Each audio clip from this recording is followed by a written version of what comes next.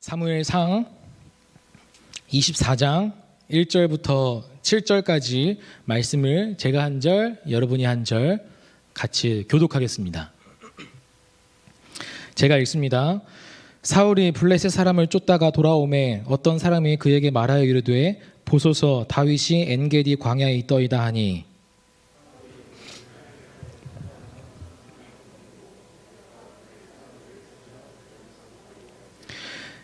길가 양에 우리에 이른즉 굴이 있는지라 사울이 뒤를 보러 들어가니라 다윗과 그의 사람들이 그 굴 깊은 곳에 있더니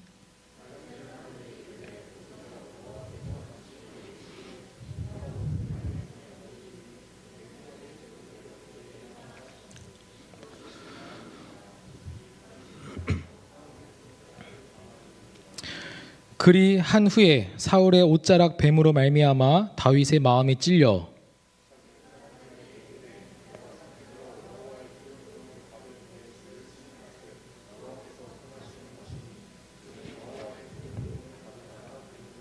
같이 있습니다. 다윗이 이 말로 자기 사람들을 금하여 사울을 해하지 못하게 하니라. 사울이 일어나 굴에서 나가 자기 길을 가니라. 아멘. 여러분, 지난주에 우리 이제 이순혜 목사님께서 하나님의 뜻을 분별하는 기도라는 제목으로 또 함께 말씀을 주셨습니다.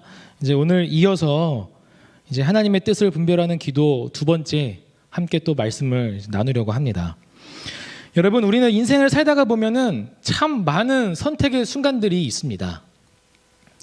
뭐 군대 문제가 됐든, 뭐 취업과 학업의 문제, 뭐 진로의 문제, 결혼 문제 등 정말 다양한 크고 작은 그런 순간들 속에서 선택을 해야 하는 그런 상황들이 굉장히 많다라는 거예요. 이 많은 선택의 순간들 속에서 어떻게 하나님의 인도하심을 받으며 내가 잘 선택하고 또 올바른 선택을 할 수 있는가 하는 것들을 여러분 참 많은 고민이 될 것 같습니다. 청년들을 여러분 신방을 하다가 보면 이런 이야기들을 참 많이 하는 것 같아요. 목사님 이렇게 하는 것이 아니면 뭐 저렇게 하는 것이 이것이 하나님의 뜻인지 잘 모르겠습니다. 아니면 기도를 하다가 보면 이게 하나님의 음성인지 아니면 내 음성인지 내 생각인지 잘 분별하는 것이 너무나 어렵습니다 라고 이렇게 이야기하는 청년들이 굉장히 많다라는 거예요. 이 질문들에 대해서 여러분 함께 우리가 말씀을 살펴보며 나누기를 원합니다. 먼저 여러분 이렇게 고민하는 것에 대해서 먼저는 하나님께서 기뻐하시는 일이라는 것을 여러분에게 참 위로의 말씀을 드리고 싶어요. 왜냐하면 여러분 고민을 한다는 것 자체가 어떻게 보면 내가 하나님의 인도하심을 따라 살기 위하는 그런 마음 때문에 이것이 하나님의 뜻일까? 저것이 하나님의 뜻일까? 이것이 내 하나님의 음성인가? 내 음성인가? 라고 이렇게 고민을 한다는 것 자체가 하나님의 인도하심을 받으며 살기 위하는 그런 마음이 있기 때문이라는 거예요. 만약에 그런 마음조차도 없으면 이렇게 고민을 할 필요도 없겠죠. 그냥 자신의 소견에 오른 대로 자신이 하고 싶은 대로 살겠죠, 당연히. 그렇기 때문에 여러분 이렇게 고민을 한다는 것 자체가 너무나 당연한 것이고 또 여러분 하나님께서 일이라는 것을 여러분 말씀을 드리고 싶습니다. 사사시대를 한마디로 정의하면 내 소견에 오른 대로 행한 시대입니다. 그러니까 하나님의 뜻대로 살지 않고 하나님의 말씀대로 살지 않고 내가 기준이 되어서 내 인생, 내 마음대로 그냥 내가 보기 좋은 대로만 선택을 하며 살았던 시대가 바로 사사시대라는 것입니다. 여러분 오늘의 이 순간 속에서도 상황 속에서도 여러분 사사시대와 같이 내 소견에 오른 대로 행하며 살 것인지 아니면 하나님의 인도하심을 따라 받으며 살 것인지 여러분 그렇게 두 가지의 선택의 갈림길이 있다는 것을 먼저 여러분 잘 생각해 보셔야 되겠습니다.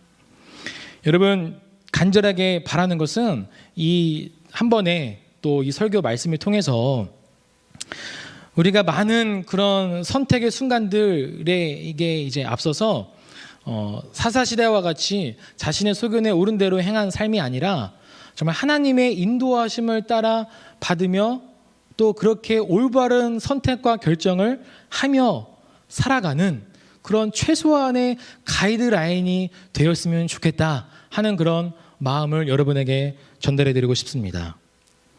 여러분, 오늘 본문의 말씀을 보시면 24장은 이제 다윗과 사울의 그런 이야기를 통해서 하나님의 뜻을 분별할 수 있는 그 방법이 무엇인가 하는 것들을 우리에게 아주 잘 말씀해 주고 있습니다. 내용은 이러합니다. 이제 사울이 블레셋과의 전쟁을 마치고 돌아옵니다. 그런데 이제 어떤 한 사람에 의해서 다윗이 저 엔게디 광야에 있다는 것을 이제 듣습니다. 그래서 사울은 다시 군대를 일으켜서 다윗을 죽이러 그 광야로 이제 가게 되는 거죠.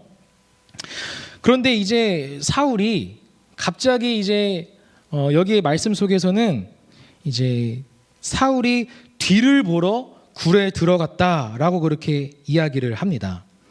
개역 한글 버전에서는 이 뒤를 보러 간다는 이 의미를 발을 가리우러 간다라고 이렇게 이제 이야기를 하고 있는데, 여러분, 발을 가리우러 갔다는 것은 두 가지 의미가 있는 것 같아요. 첫 번째는 대변을 보러 간다. 두 번째는 낮잠을 자기 위해서 간다. 라는 그런 두 가지의 의미가 있는 것 같습니다. 그래서 학자들마다 이런 의미다 저런 의미다 말하고 이야기를 하지만 이것이 뭐 어떤 의미인지 확실하게 우리는 알 수 없지만, 아무튼지 간에 뭐 어떤 급한 용무가 있어서 아니면 정말 피곤해서 낮잠을 자러 굴에 들어간 거예요. 그런데 딱 굴에 들어가고 보니까 마침 그 굴이 다윗이 숨어있던 그런 굴이었던 거예요. 여러분, 4절 말씀을 보시면 이렇게 이제 이런 상황이 되어 있는 거예요. 다윗의 사람들이 이르되 보소서, 여호와께서 당신에게 이르시기를 내가 원수를 내 손에 넘기리니 내 생각에 좋은 대로 그에게 행하라 하시더니 이것이 그 날이니이다 하니 다윗이 일어나서 사울의 겉옷자락을 가만히 베니라. 여러분, 다윗에게는 어떠한 지금 기회입니까? 정말 천재이루와도 같은 그런 기회였어요. 10년 동안 사울에게 쫓김을 당하면서 이제는 그 도망자 신세로부터 벗어날 수 있게 된 그런 아주 좋은 기회였다는 거예요. 그래서 다윗의 신하들이 다윗이요, 이거는 정말 누가 봐도 하나님께서 주신 기회입니다. 이거는 하나님께서 사울을 당신의 손에 넘기신 것입니다. 라고 지금 이렇게 이야기하는 거예요. 왜냐하면 여러분, 이 엔게디 광야라고 하는 이 지형은 깎아지른 절벽들이 굉장히 많이 있고 또 사람이 숨을 만한 아주 굴들이 되게 많았어요. 그런데 그 많은 굴 속에 하필이면 다윗이 있었고 또 하필이면 그곳에 사울이 들어간 거예요. 어떻게 보면 상황을 정말 하나님께서 그렇게 그 상황을 주셨다라고 생각하기에 너무나 당연한 거라고 생각할 수가 있었다는 것입니다. 여러분, 우리의 인생 가운데도 이런 상황들이 있어요. 야, 이건 누가 봐도 하나님께서 주신 상황이다. 야, 이건 누가 봐도 진짜 이거 하나님이 하신 일이 아니면 정말 이거는 설명이 안 된다라고 이야기할 정도로 우리에게 그렇게 너무나도 좋은 기회, 너무나도 좋은 상황이 우리에게 주어질 때가 굉장히 많다라는 거예요, 생각보다. 그래서 이거 하나님께서 예비하신 상황이다, 이거 하나님께서 주신 상황이기 때문에 어떻게 보면 오히려 이 기회를 놓치면, 이 상황을 놓치면 하나님께 죄 짓는 거다 라고 이렇게 생각이 들 만큼 너무너무 좋은 그런 상황이 우리에게 있을 수가 있다는 것입니다. 여러분, 이런 상황 가운데서 우리는 어떻게 반응을 해야 될까요? 야, 이건 여전히 하나님께서 예비해 놓으신 상황이구나 하고 생각도 없이 그냥 덥석 그 상황을 그냥 물어버립니까? 지금 딱 그 상황이 다윗의 상황이었던 거예요. 바로 눈앞에 원수 사울이 있습니다. 그냥 달려가가지고 냅다 그냥 칼로 한번 휙 그어버리면 이제 끝나는 거예요. 이제 이스라엘 왕이 되는 겁니다. 그런데 다윗은 어떻게 했습니까? 4절부터 6절까지 말씀을 보면 4절 하반절부터 다윗이 일어나서 사울의 겉옷자락을 가만히 베니라. 그리한 후에 사울의 옷자락 뱀으로 말미암아 다윗의 마음이 찔려 자기 사람들에게 이르되 내가 손을 들어 여호와의 기름 부음을 받은 내 주를 치는 것은 여호와께서 금하시는 것이니 그는 여호와의 기름 부음을 받은 자가 됨이니라 하고. 다윗은 10년 동안의 이 도망자 신세를 끝낼 수 있었습니다. 더 이상 그렇게 힘겹게 살지 않아도 됐었어요. 원수를 단번에 죽일 수 있는 그런 상황이 있었지만 다윗은 죽이지 않았습니다. 그냥 가만히 그의 겉옷 자락을 벨 뿐이었어요. 그 이유는 하나님께서 기름 부음 받은 자를 치는 것을 금하셨기 때문에 다윗은 아무리 좋은 기회, 좋은 상황이 주어졌다 할지라도 하나님의 말씀을 더 우선시 여겼다는 거예요. 여러분, 여기에서 우리에게 분명하게 말씀하는 것은 첫 번째로 깨달아야 되는 것이 무엇이냐면 하나님의 뜻을 분별한다라고 했을 때 절대적인 기준이 되는 것은 하나님의 말씀이어야 한다는 거예요. 내 앞에 아무리 좋은 상황, 정말 천재이루와도 같은 그 기회가 내 앞에 주어진다라고 했을 때에도 먼저는 여러분 하나님의 말씀이어야 한다는 것을 여러분 이 본문에서 우리에게 분명하게 말씀하고 있다는 것입니다. 하나님께서 기름 부음 받은 자를 치는 것을 금하시는 그 말씀이 먼저 있었기 때문에 다윗은 그 말씀이 먼저였어요. 그래서 다윗은 그 말씀이 먼저였기 때문에 사울을 죽이지 않고 그냥 가만히 겉옷자락을 벨 뿐이었다는 것입니다. 그리고 여기에서 또 한 가지 아주 중요한 메시지는 무엇이냐면 여러분 다윗 하면 무엇부터 떠오릅니까? 늘 하나님께 물었던 사람이에요. 하나님, 내가 어떻게 해야 될까요? 하나님, 전쟁을 내가 할 수 있을까요? 23장만 보더라도 계속 다윗은 하나님께 묻습니다. 물으며 살아요. 그런데 지금 이와 같은 상황 가운데서도 하나님께 물어야 돼요. 하나님, 지금 사울이 내 눈앞에 있는데 주의해야 될까요? 말아야 될까요? 이렇게 물어야 되는 것이 정상 아니깁니까? 그런데 다윗은 묻지 않았어요. 왜 묻지 않았을까? 그것이 참 희한했습니다. 늘 다윗은 물으며 하나님께 응답을 받으며 살았는데 이렇게 아주 좋은 기회가 주어졌을 때 왜 다윗은 묻지 않았는가? 죽여도 될까요? 말까요? 여러분, 하나님의 말씀이 먼저여야 된다라는 그 의미는 어떤 의미냐면 하나님께서 이미 말씀을 통해서 하나님의 그 뜻을 정해 놓으셨기 때문에 그런 상황 가운데에서는 굳이 하나님께 묻지 않아도 된다는 거예요. 굳이 그런 상황 가운데에서는 하나님께 기도하지 않아도 된다는 것입니다. 왜냐하면 말씀을 통해서 이미 하나님의 그 뜻을 나타내셨기 때문에 그런 상황에서 하나님, 내가 사울을 죽여야 될까요? 말아야 될까요? 이것은 이미 자기가 하고 싶은 일을 결정해 놓고 하나님께 그냥 결제만 내려달라고 하는 그런 식의 기도라는 것입니다. 여러분, 이러한 의미를 조금 더 쉽게 예를 한번 들어볼게요. 이게 극단적인 예일 수도 있겠지만 조금 더 쉽게 이해를 우리가 돕기 위해서 제가 말씀을 드리도록 하겠습니다. 여러분, 예를 들어 번번이 사업에 실패한 사람이 있다라고 합시다. 빚도 많이 줬어요. 할 수 있는 것은 아무것도 없습니다. 그냥 빚쟁이들한테 도망만 다니는 그런 신세예요. 그런데 여러분, 우연히 길을 가다가 바로 앞에 1억 원이 들어있는 가방을 발견했다고 합시다. 여러분, 이 1억 원을 딱 받았을 때 빚진 모든 것을 다 탕감할 수 있었고 또 새로운 사업을 다시 시작할 수 있는 그런 재기가 된다라고 이렇게 그런 상황을 한번 생각해 보세요. 이 사람은 어떻게 생각했을까요? 야, 이건 하나님께서 주신 기회구나. 야, 하나님께서 나를 불쌍히 여기셔서 정말 나를 가엾게 여기셔서 정말 이 1억 원의 가방을 나에게 주신 거구나 하고 생각하고 그 가방을 냅다 그냥 가져가면 어떻게 되겠느냐는 거예요. 그것이 하나님의 뜻일까요? 하나님의 말씀에는 이미 도둑질하지 마라 라고 이렇게 말씀하셨기 때문에 그 상황 가운데에서 하나님, 내가 이 가방을 가져갈까요? 말아야 할까요? 라고 그렇게 굳이 기도하거나 묻지 않아도 된다는 거예요. 그러니까 하나님의 말씀 가운데에 우리에게 이미 말씀하신 것은 하나님께서 그 말씀을 통해서 하나님의 그 뜻을 이미 말씀하셨기 때문에 어떤 A와 B의 선택의 순간의 상황에서 하나님의 말씀이 우선이 되어야 된다는 거예요. 그래서 그런 상황 가운데서는 굳이 물어보지 않아도 된다는 거예요. 굳이 하나님께 묻지 않아도 된다라는 것을 말씀드리는 것입니다. 여러분, 그러기 위해서는 하나님의 말씀을 알아야 됩니다. 하나님의 말씀을 알아야 돼요.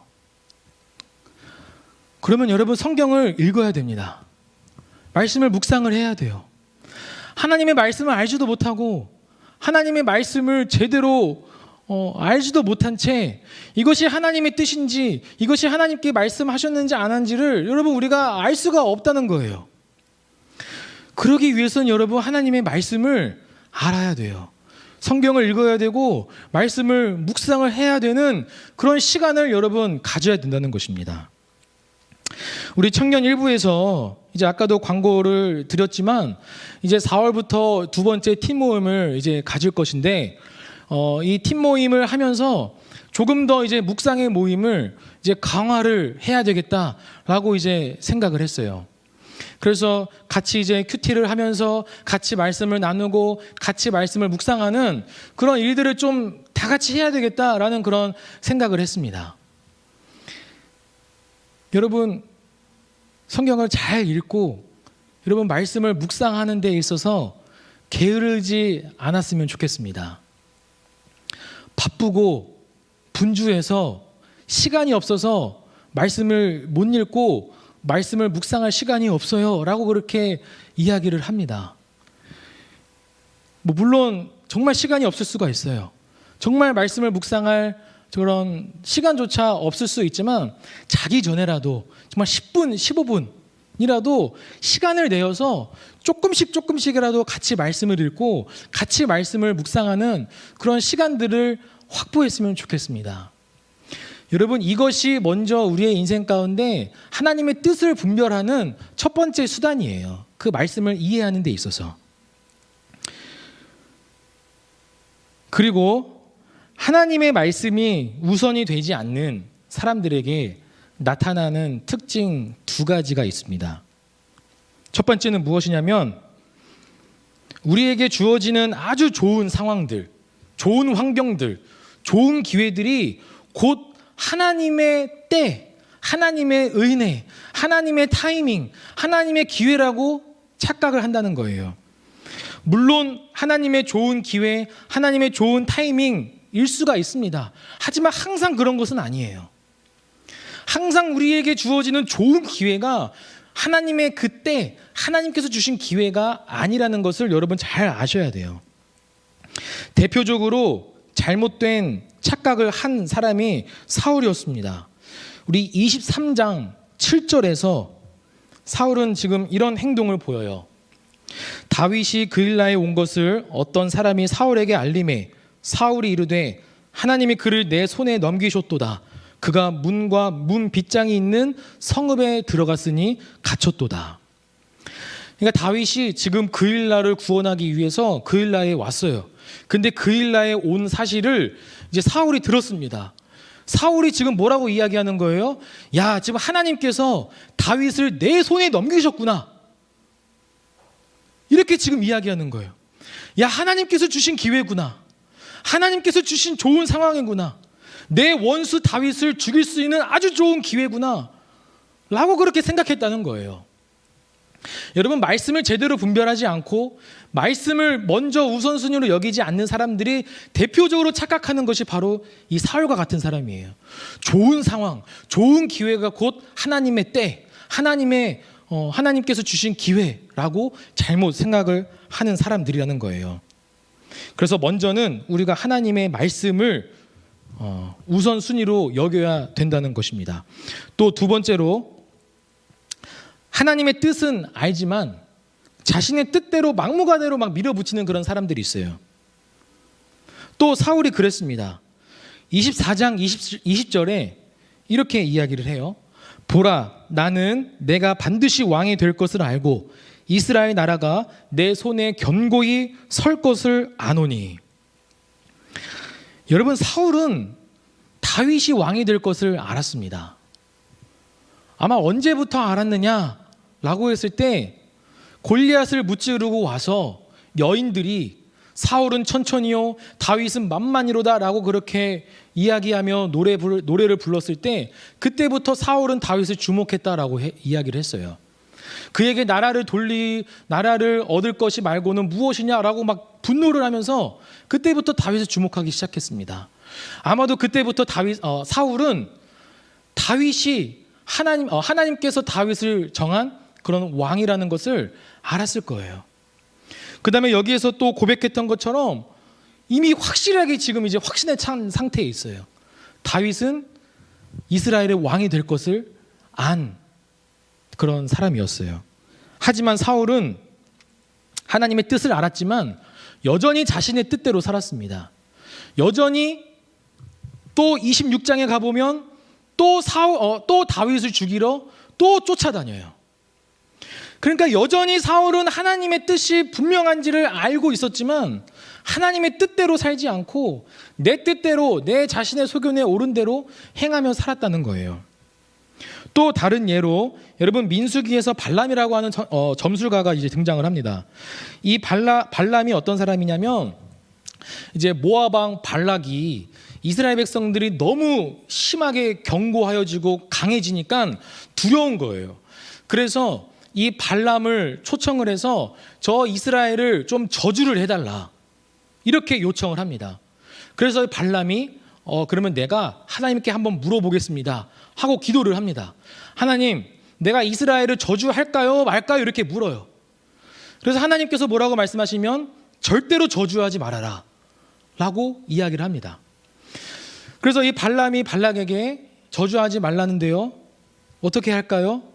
그러니까 발락이 더 많은 금은 보화를 주면서, 그리고 너가 원하는 무엇이든지 내가 다 줄 것이다, 제발 좀 이스라엘을 저주해달라, 이렇게 두 번째 요청을 합니다. 그러니까 이제 발람이 고민을 하는 거예요. 왜 고민을 할까요? 그 돈에 눈이 멀어서. 하나님의 뜻은 분명하게 이스라엘을 저주하지 말라는 그 뜻을 분명히 알고 있었지만 고민을 한 이유가 돈의 욕심이, 돈에 눈이 멀어서. 그래서 또 묻습니다. 하나님, 이스라엘을 저주할까요 말까요? 여러분, 발람도 하나님의 뜻을 분명하게 알았던 사람이었어요. 하지만 그는 재차 하나님께 묻습니다. 그 물은 이유는 돈에 욕심이 멀어서, 더 많은 것을 내가 갖기 위해서 그렇게 행했다는 거예요. 이처럼 하나님의 뜻을 알고도 자신의 뜻대로 밀고 붙여 나가는 그런 사람들의 결과는 어떠합니까? 멸망이에요. 사울이 그러했고 그 발람이 그러했습니다. 끝은 하나님의 심판과 멸망뿐이었다는 거예요. 사랑하는 청년 여러분, 내가 어떤 선택의 순간 속에서 하나님의 그런 인도하심이 어디에 있는지를 올바르게 분별을 하기 위해서는 첫 번째로는 반드시 하나님의 말씀이어야 한다는 거예요. 그러기 위해서는 하나님의 말씀을 알아야 됩니다. 하나님의 말씀을 잘 알아야 돼요. 잘 읽어야 되고 또 말씀 묵상을 통해서 하나님의 그 뜻을 알아야 된다는 것입니다. 그래야 우리가 하나님의 그런 인도하심을 받으며 잘 살 수 있게 된다는 것입니다. 그런데 여러분, 여기서 한 가지 또 너무나 궁금한 그런 사항들이 있어요. 그렇다면 A와 어떤 B의 선택의 그런 상황 속에서 하나님의 말씀을 선택해서 하나님의 그 뜻대로 나아가야 된다는 것을 우리는 알았어요. 그러면 하나님의 말씀은 그래도 이제 알면 되니까 많이 읽고 말씀 묵상을 해서 하나님의 말씀을 잘 알면 그래도 그 뜻대로 이제 가면 그 하나님의 인도하심이니까 그렇게 가면 되겠지만, 정말 그것이 아니고 정말 A와 B의 그런 양자택일의 문제에 있어서는 어떻게 내가 어떤 선택을 하며 살아가야 되는가, 내가 이 사람과 결혼을 해야 될지 저 사람과 결혼을 해야 될지, 내가 직장을 이직을 해야 될지 말아야 될지, 내가 어떤 그런 정말 아주 단순한 정말 일반적인 양자택일의 문제에 있어서 선택에 있어서는 내가 어떤 선택을 해야 하나님의 올바른 그런 인도하심으로 살아갈 수 있는가라는 것들을 고민하지 않을 수가 없다는 거예요.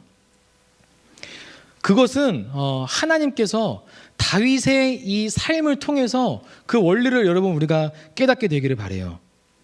아까도 잠깐 이야기했지만 다윗은 늘 하나님께 물었던 사람이에요. 하나님, 내가 전쟁을 할까요 말까요? 하나님, 내가 그 일날을 쳐서 구원을 할 수 있을까요 말까요? 하나님, 사울이 나를 죽이러 오는데 사울의 손에 넘기실까요 말까요? 이렇게 정말 사소한 것 하나까지도 다 하나님께 물으며 살았던 사람이 다윗이었다는 거예요. 그런 다윗의 삶을 통해서 여러분, 우리의 인생 가운데서도 늘 하나님께 물어야 됩니다. 내가 저 사람과 결혼을 해야 될까요 말아야 될까요? 내가 이 사람을 만나야 될까요 말아야 될까요? 하나님, 내가 직장에 어떤 문제에 있어서 이직을 해야 될까요 말아야 될까요? 이런 상황 속에서 늘 하나님께 물어야 된다는 거예요. 그러면 하나님께서 말씀하신다는 것입니다. 구약시대에서도 여전히 하나님은 말씀하시는 분이시고, 신약시대에서도 여전히 하나님은 우리에게 응답하시는 하나님이시라는 거예요. 여전히 동일한 하나님이시기 때문에 구약시대 때에는 이처럼 하나님께서 잘 응답하시는데 왜 신약시대에는 하나님께서 응답하지 않으시는가? 아니에요. 여러분, 오늘날에도 여전히 하나님은 우리에게 응답하십니다. 하지만 그 응답하시는 어떤 방법이라고 해야 될까요? 그것이 좀 다르기 때문이에요. 구약시대에는 하나님께서 직접 말씀하시는 거예요. 하지만 여러분, 오늘날은 그렇게 우리에게 직접 말씀하지는 않으십니다. 어떻게 말씀하시냐면 성령님께서 나와 함께 하시기 때문에 성령님을 통해서 나에게 말씀하시는 거예요. 믿으십니까? 여러분, 이것이 전제가 되어야 돼요. 하나님께서 나와 함께 하신다라고 말씀하셨어요. 임마누엘로 예수님께서 오셨다는 거예요. 그러면 그 말씀을 먼저 믿는 그 믿음으로 전제해서 하나님께 물어야 된다는 거예요. 내가 백날 하나님께 기도하고 물었는데 하나님이 응답하시는 것 같지 않아. 하나님께서 말씀하시는 것 같지 않아. 이거 기도를 해도 응답도 없네. 여러분, 그거의 문제는 하나님께 있는 겁니까? 자신에게 있는 겁니까? 하나님은 여전히 계속해서 말씀하시는 분이라는 거예요. 예를 들어 여러분, 라디오 방송국을 한번 예로 듭시다. 여러분, 내가 원하는 방송국, 그 라디오 채널을 들으려고 한다면 내가 원하는 주파수의 채널을 맞춰야 들리잖아요. 그런데 내가 원하는 주파수를 맞추지 않고 다른 곳에다가 이제 맞춘다고 한다면 아무리 내가 듣고 싶어도 못 듣는 거예요. 근데 내가 못 듣는다고 해서 방송에서는 그 라디오 그 방송이 송출이 끊어진 겁니까? 아니에요. 여전히 라디오 방송국에서는 계속 라디오 방송을 송출하고 있는 거예요. 다만 내가 라디오 주파수를 다른 곳에다 맞췄기 때문이라는 거예요.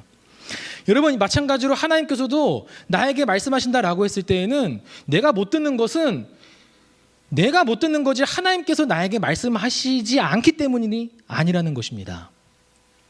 그러려면 하나님께서 나에게 말씀하시는 그 음성을 들으려면 어떻게 해야 되는가? 그것은 어려워요. 쉽지 않습니다. 여러분, 이것은 단기간에 어떤 문제로 끝나는 것이 아니에요. 여러분, 요한복음 10장 3절부터 5절에서 예수님께서 이렇게 말씀합니다.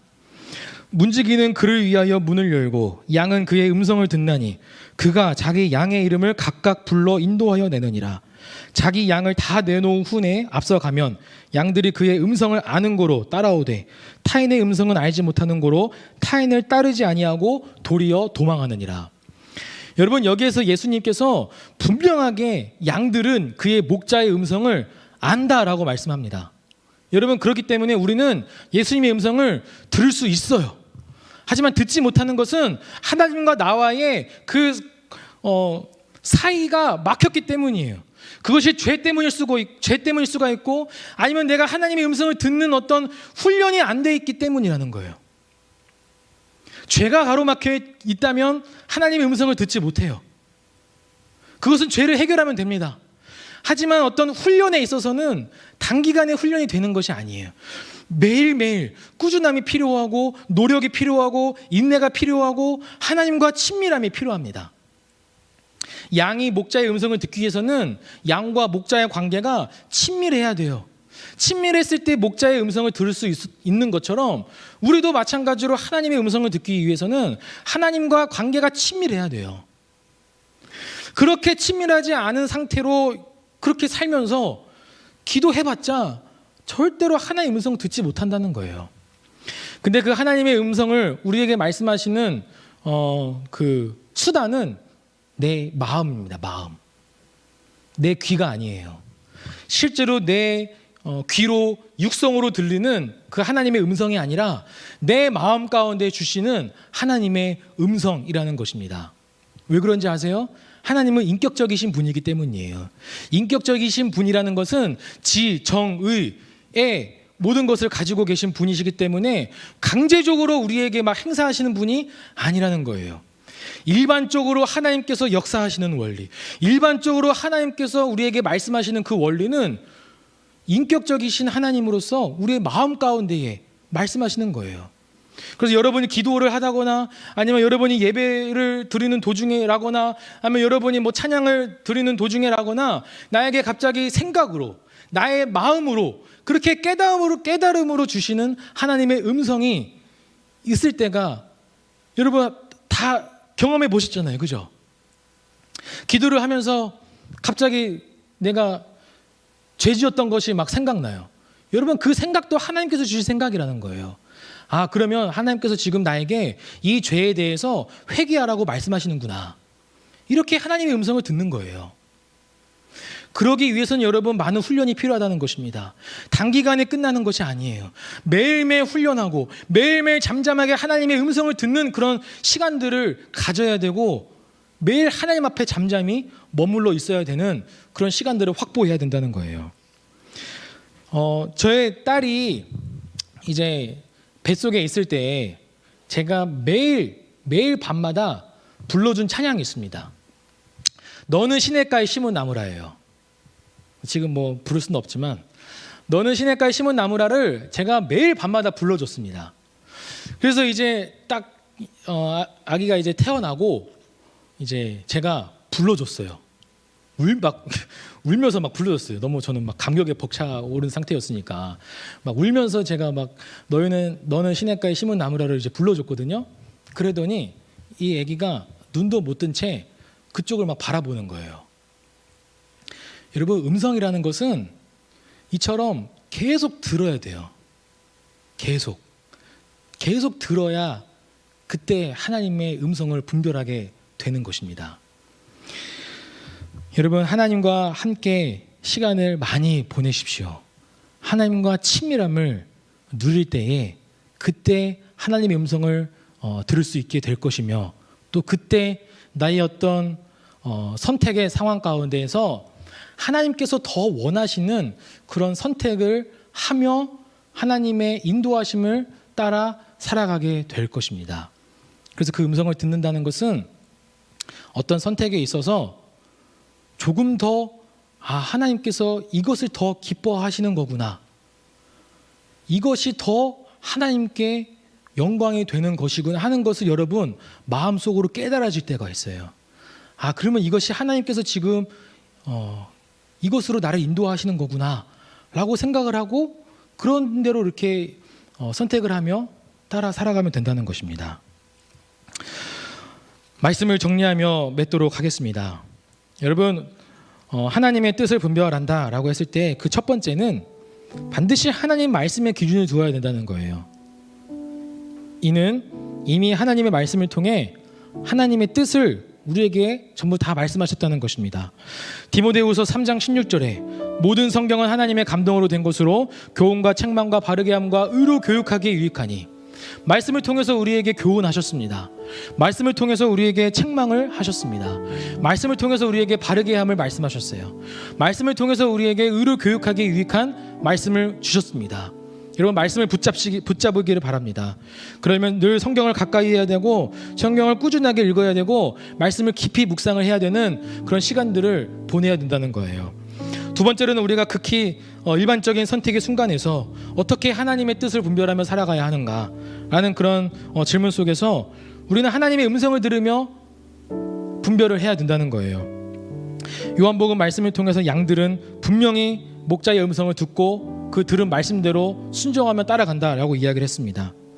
하나님의 음성을 듣기 위해서는 먼저 목자이신 주님과 친밀함을 회복해야 돼요. 그리고 하나님 앞에 시간들을 보내면서 많은 훈련과 끈기와 또 인내와 노력으로 그렇게 하나님의 음성을 들어야 된다는 것입니다. 그래서 이게 하나님의 음성인지 내 음성인지 분별을 할 수 있게 된다는 거예요. 그래서 이런 말씀을 통해서 늘 하나님의 그런 올바른 인도하심을 받아 하나님을 기쁘시게 하며 또 올바른 결정을 하며 살아가는 우리 모든 청년들이 되기를 예수님의 이름으로 축복합니다.